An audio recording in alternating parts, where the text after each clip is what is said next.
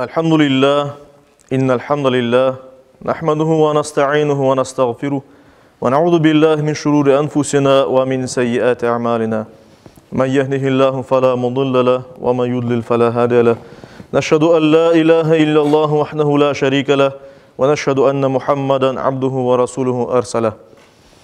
Ya eyyühellezine amenu ittaqullaha hakka tuqatih ve la temutunna illa ve entum muslimun.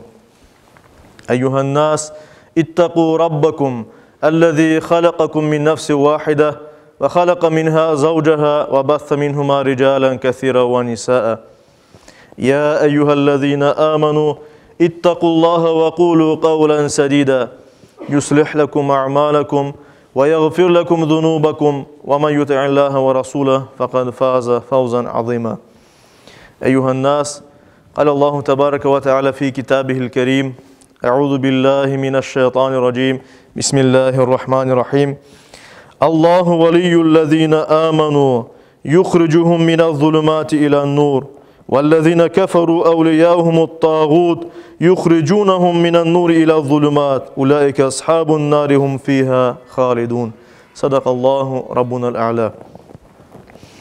Saygılı cemaat-i Müslümin, aziz Müslümanlar, bizim atamız, birinci insan Adem aleyhisselam yaratılgan vakittan başlap, şeytan ve ona tabi olganlar, onun zürriyeti, hem Adem aleyhisselam'a ve onun neslinden kelgen bütün insanlarga birimizge düşman olarak kesildi. Öz gururuna yenildi ve insanlıkka tuzak vermege söz verdi. Kıyametke kadar insanlarını doğru yoldan çıkarmağa tırışacağı hakkında bunun için yol ve bütün vasıtalarını kullanacağını söz verdi. Ve buna göre de insanların birimizin en büyük düşmanı şeytandır ve ona tabi olgan onun ordularıdır. Yüce Rabbimiz Fatır suresinin 5. 6. ayet-i kerimelerinde böyle buyura. Ey insanlar! Allah'ın vadesi gerçektir. Dünya ayeti sizlerini aldatmasın. O kibirli şeytan Allah'ın rahmeti meselesinde sizlerini aldatmasın. Şüphesiz şeytan sizin düşmanınızdır. Aysa siz de onu düşman olarak kabul etiniz. O peşinden ketken kimselerini tek cehennemge alıp barır. De buyurdu Yüce Rabbimiz. Bizim en büyük düşmanımız şeytan, onun yaşayandığı pek büyüktür. Adem aleyhisselam vaktinden başlayıp günümüzge kadar çok insanlarını yoldan şaşırmaya tırıştı, şaşırttı ve büyük tecrübeler kazandı. Şeytan, insanın tabiatını, onun zayıf noktalarını pek yaxşı bilir ve işte yerinde oturmayı, insanlarını yoldan şaşırmak için tırışa. Kur'an-ı Kerim'de Allah-u Teala bunun hakkında böyle buyura. Araf suresinin 17. ayet-i kerimesinde şeytan dedi, ant olsun onların o günden, arkalarından, sağlarından ve sollarından geleceğim ve sen ya Allah onların aralarında pek az şükür etken kimseni görersin. Ve elbette şeytan bir ozu değil, onun zürriyeti, onun nesli, onun askerleri ve ordusu vardır. Müslüman olan kimseler, müminler, ömrü boyunca tırışalar Allah'ın dinini yaymağa, Allah'ın dinini yaşamağa ve yaşatmak için tırışalar mümin ve Müslüman kimseler. Şeytanlar ise Müslümanlarga ve imanğa karşı cenk ilan ettiler. Daim cenk anındalar. Allah'ın adı anılmasın, Müslümanlar, insanlar dinden uzaklaşsın deyip daim bunun için gayret eteler. Ve buna göre de kim Allah'ın doğru yolundan şaşırtmağa istese bile insanlarını aldatıp din yolundan çıkarsa onların hepsini biz şeytan deyip aytamaz. Cin olsun, insan olsun, kim olsa olsun doğru yoldan çıkargan kimsege biz şeytan deyip aytamız. İşte saygılı cemaat-i Müslümin, biz birimiz, birer Müslüman olarak, birer mümin olarak şeytan fitnelerine uymamak gerekmez. onun iyilerine karşı bütün gücümüzle karşılık vermek gerekmez. Bizim düşmanımız şu, asıl düşmanımız yuklamayı, daima birliğimizge zarar getirmeye tırışa, daima yer üstünde fesat, fitne, karışıklık çıkarmaya tırışa. Cahillik ve imansızlıkını fırsatlar olarak bile, bunun için kollay. Dinimizni zayıf bilgen kimselerin yanına kele, sanki dinden gibi bir şeyler vesvese ete ve imansız kimselerini de öz canları istegenini, nefsleri istegenini yönlendirip kene de yer üstünde karışıklık çıkarmaya tırışa. Şeytanlar ve en büyük şeytan iblis günah, haram ve zararlı olan şeylerini süsley. Bu dünyada haram olan, yaram olan şeylerini güzel olarak göstermeye tırışa.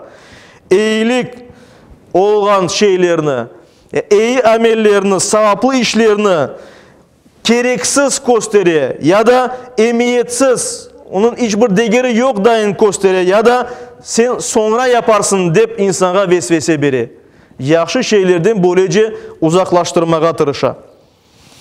Onun için şeytana karşı durmak için, kuruşmak için, dinimizni ayakta tutmak için, özümüzün saadetimiz, yakınlarımızın saadetimiz için bizler her daim dinimizni öğrenmek gerekmez, din yolumuzni tutmak gerekmez ve şu yolda ilerlemek gerekmez. Dinimizni öğrenmek ve bu öğrengenlerimizni yaşayışımızla aksettirmek gerekmez. Yaşamak gerekmez dinimizni. Sadece bilmek değil, yapmak da gerekmez. Ve yakınlarımızga da yaptırmak ve yaşatmaya tırışmak gerekmez. Ve bizim bu mesele pek mühimdir. Bu mesele bu cihanda ve gelecek cihanda, bu dünyada ve ahirette bahtlı, saadetli olmamız için pek mühimdir. Çünkü bir kimse Allah'ın razılığına yetmesi ki şeytan bunun için tırışa, o hem bu dünyada hem gelecek dünyada, asıl gelecek dünyada bahtsız olur. Yüce Rabbimiz Kur'an-ı Kerim'de Bakara suresinin 257. ayet-i kerimesinde böyle buyura: Allah iman etken kimselerinin dostudur. Onlarını küfür karanlıklarından imanın nuruna çıkara. İmansızların dostu ise tağuttur, yani şeytandır. Onlarını nurdan karanlıklarga çıkara. Onlar cehennem ateşinin halkıdır ve anda daima kalacaklar. İşte saygılı cemaat-ı muslimin, bizler ağlı Müslümanlar olarak yaşamak gerekmez. Dinimizni öğreneyik, Peygamberimizin yolunu bileyik, şeytanımızın düşman belleyik, düşman olganı farkına barayık ve her daim dinimizin doğru yolunda kalmaya tırışayık. Hayırlı işler becereyik, savaplı işler becereyik ve günahlardan uzak durayık. Günah yapkan olsak bile ondan peşmanlık duyup Allah'tan bağışlaf dileyik saygılı cemaat. Hem de Yüce Rabbimiz her birimizge dinimiz tırı kalgan, tırı tutkan, dinimizni yaşatkan mekanlar olgan camilerge de her daim yardım etmege nasip eylesin. Ayakta tutmaga, sadaka vermege, yardım etmege nasip eylesin. Bir de arada olgan yukunçluk hastalık var. Yüce Rabbimiz her birimizge şu hastalıktan ve başka bütün hastalıklardan uzak olmaga nasip eylesin. Hastalıkka uğramamak nasip eylesin. Kim de kim eğer hasta olsa Yüce Rabbimiz olga acele şifalar nasip etsin inşallah. Yüce Rabbimiz hep iyiliklerde olmağa, onun doğru dinini kütmege, Müslüman olarak son nefesimizni vermege nasip eylesin. Amin.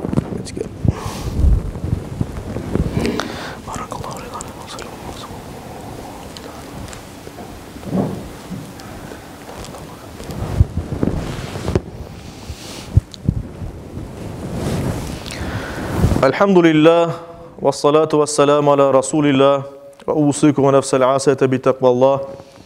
İnna Allah ve melaiketehu yusallun alen nebi. Ya eyyühellezine amanu sallu aleyhi ve sellimu teslima. Allahümme salli ala seyyidina.